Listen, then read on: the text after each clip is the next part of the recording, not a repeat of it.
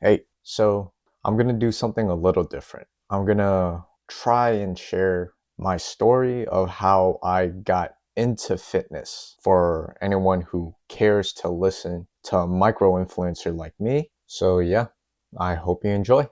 So, believe it or not, I was actually overweight all throughout elementary school. I wasn't active and I ate way more than I needed.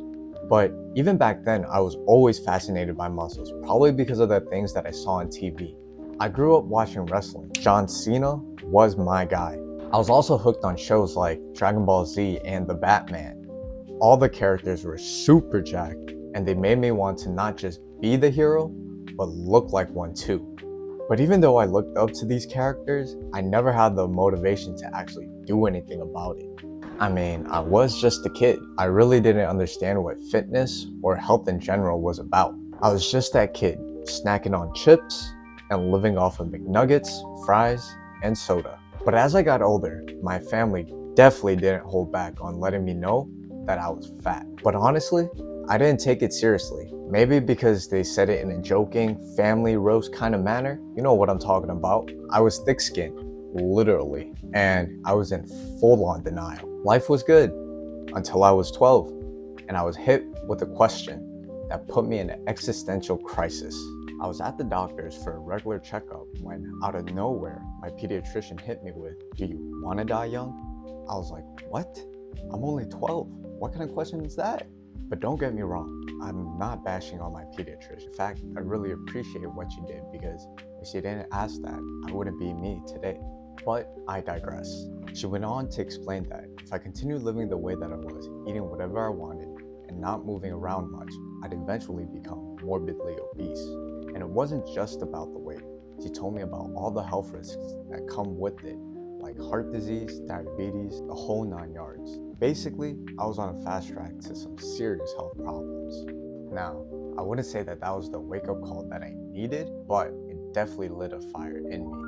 I didn't want to die young, so I decided right then and there that I was going to do everything I could in my 12-year-old power to fix it. Everything she told me to do, I followed to a T. Eat smaller meals, bet. After the appointment, I got this tiny bowl that I use for all my meals. Walk 10,000 steps a day, bet. Every day after school, I'd circle my block, or I guess you could say, square my block, for an hour or two every day until I reached that magic number. Rainy day, ain't a thing. I paced back and forth in the house like an idiot until that pedometer read 10,000. By the time I started middle school and then graduated high school, I had lost the weight, but I became obsessed with looking jacked. Only problem was I had no idea how to actually build muscle. I didn't have access to a gym, so I did bodyweight and dumbbell workouts at home every day. But here's the thing, I was still eating super small portions because I was afraid of gaining the weight back. I didn't realize how important food was for building muscle. Looking back from a bodybuilding perspective, I regret not knowing what I know now. Back then, I was putting in the effort but making no gains. But then I went off to college, and that's when things began to change. College was honestly the golden age of lifting for me. Life was simple: go to class, hit the gym, eat, sleep, repeat. For the first time ever, I had access to a legit gym. I went to Boston University, and the gym there was honestly pretty insane, especially for a first timer. I got spoiled. That's when I really started lifting weights. Benching, squatting, deadlifting, machines. Everything was brand new and actually fun. I kept getting stronger, my form was getting better, and I just wanted to keep improving. After class, I'd hit the gym, then head back to the dorm and binge YouTube videos about fitness, how to lift properly, how to eat right, and how to cut and bulk. I did a ton of research. I even got into supplements like creatine, protein powder, and pre-workouts. At that point, I was practically a full-time gym bro and a part-time student. I got really into it. I bought a tripod so that I could take weekly progress pics, and I started to mentally keep track of my protein intake.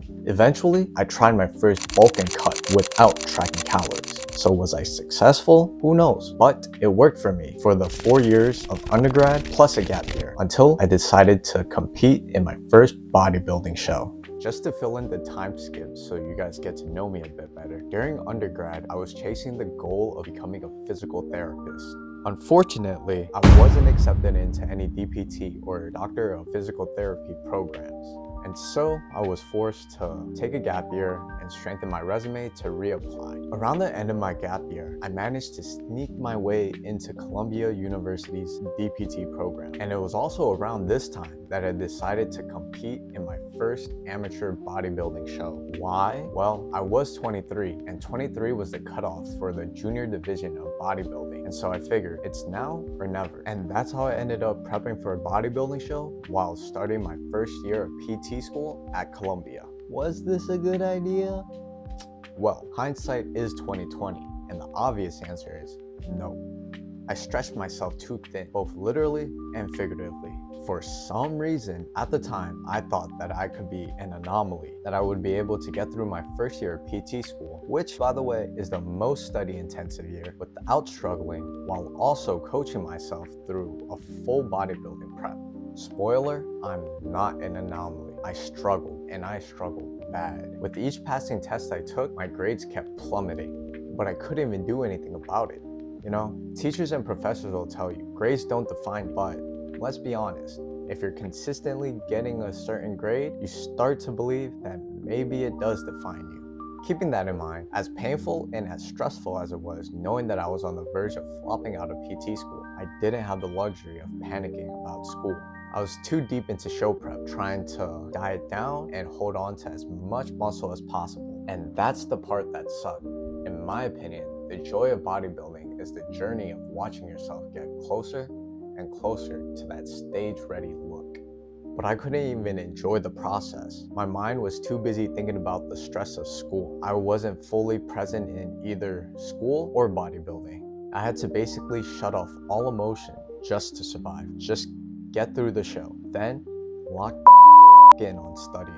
And that's what I did. Come show day, I wasn't nervous, I wasn't excited, I just felt numb, ready for it all to be over. It sucks because I love bodybuilding, but this is the memory that I have from my first show. I never really got to enjoy it. I left feeling disappointed in myself. I don't think I brought my best on stage. I wasn't mentally there. But it's not all doom and gloom. That's just how I felt in the moment. From an outside view, looking in, I think I did okay for my first show. I mean, I got first place in one category, third place in another, fifth place in the third one, and I didn't place in the last one.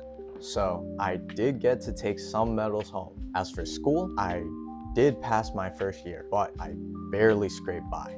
I was decimal points away from failing gross anatomy, which by far is the most important class for first year DPT students. But hey, I just finished my second clinical experience and I'm about to be a third year student. So am I an anomaly? I'll let you decide on that one. I'm just proud that I achieved what I set out to do, compete in a bodybuilding show while surviving PT school.